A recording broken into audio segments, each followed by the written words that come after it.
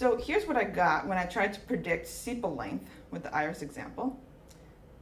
The first break was at petal length.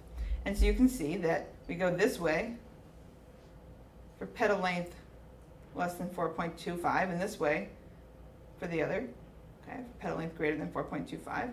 If we're over here, then we're going to make another split based on petal length, and then perhaps another split based on sepal width. Okay, if we go here, we've got a split based on petal length, another split based on petal length, another split based on sepal width. What we've got is a tree with branches and nodes. And each node is labeled in terms of the decision taking place underneath it. And at the bottom of each branch, we have the average outcome, the average sepal length for the units in that branch. So again, what's the algorithm? We start with all the points in one node. We calculate the mean of the outcomes in that node, and also the sum of the square residuals. The sum of the squared residuals. So let's figure out how far each point's outcome really is from the predicted mean based on that one node. Square those residuals and add them together.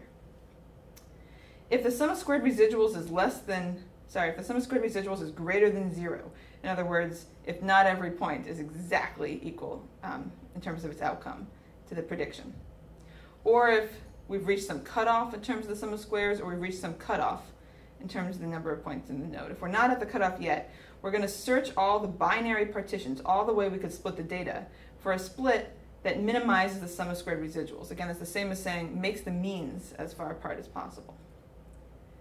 And then for each node, go back to step 2.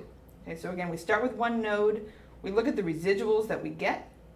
If it's not time to stop yet, we come up with a way to further split that node such that we're further minimizing the residuals, which again is the same as maximizing the difference between the means that we're predicting. So here's the next idea. We have this tree method, but you can imagine there is not just one tree that is the only possible tree.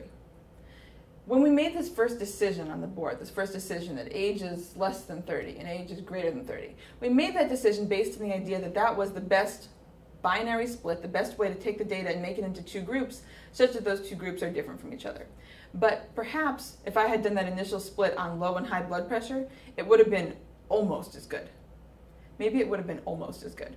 And what this tree, as I've drawn it in the board and as I've shown you on the slide, what these trees don't reflect so far is uncertainty. They don't reflect the fact that if I had maybe one more data point or one fewer data point in the original data set, the tree might have looked completely different, because maybe the process of choosing how to split each node was a really close decision. Maybe something else would have been almost as good. And so the general idea to look at uncertainty is called random forests. And the general idea is, let's make a lot of trees. Let's make a lot of different possible trees, and then we can average over them.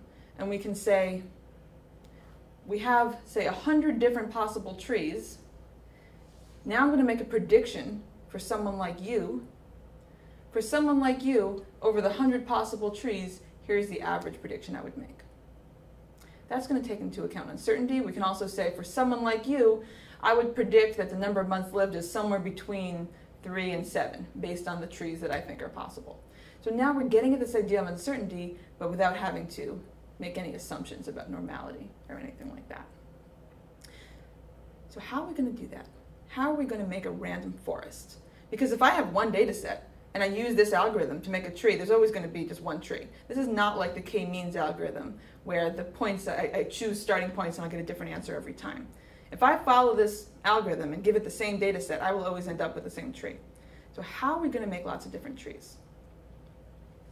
What we wish we could do was consider this data set a sample from some population and repeatedly draw samples from that population. That's what we've been doing in simulations all through this course.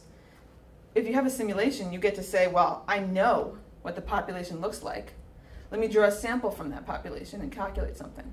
Let me draw another sample from that population and calculate something. Let me draw yet another sample from the population and calculate something.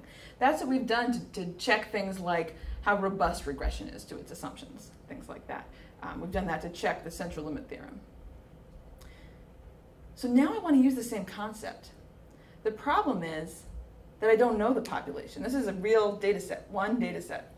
And what I want to do is I want to figure out what other possible samples would have looked like had I actually had the population.